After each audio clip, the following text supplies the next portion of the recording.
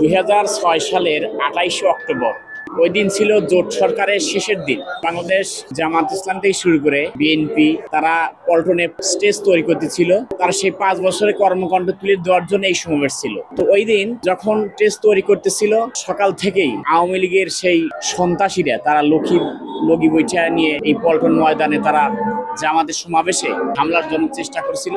দলীয় কর্মীদের সেই মানব পাচির মাধ্যমে তারা সেই সমাবেশে প্রবেশ করতে পারছিল না এবং তারা তখন ডাইরেক্ট গুলি চালিয়েছিল।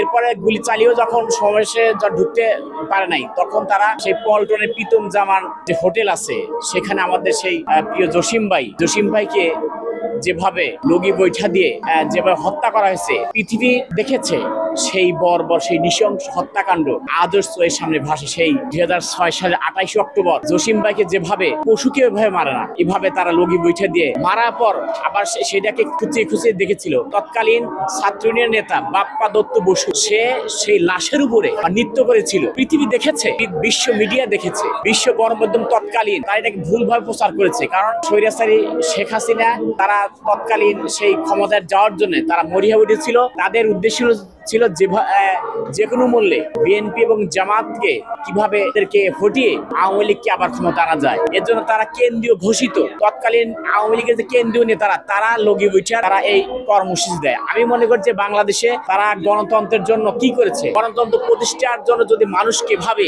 লগি বৈঠা দিয়ে পিটিয়ে হত্যা করা হয়, তাহলে বাংলাদেশ কিভাবে গণতন্ত্র প্রতিষ্ঠা হবে? আপনারা জানেন দীর্ঘ 17 বছরে স্বৈরাচারী শেখ হাসিনা সরকার বাংলাদেশকে একটি কারাগারে পরিণত করেছিল। বাংলাদেশের শিক্ষা ব্যবস্থা, অর্থনীতি, স্বাস্থ্য খাত টোটালি ভেঙে পড়েছে। বাংলাদেশ প্রশাসনকে তারা জিম্মি করেছে, প্রশাসনকে তারা নিজেদের মতো ব্যবহার করেছে তাদের ক্ষমতা পাকাপোক্ত করার জন্য। আমি মনে করি বাংলাদেশে যারাই স্বৈরাচারী হয়ে উঠবে, যারাই জুলুম নির্যাতন চালাইবে, তাদেরও এ ধরনের ভয়াবহ চিত্র হবে। বাংলাদেশের যখন ক্লান্তিকাল মুহূর্ত আসে, কেউ থেমে থাকেনি। যেমন থেমে থাকেনি 1952 সালে ভাষা আন্দোলন, 67-68 সালে শিক্ষা আন্দোলন,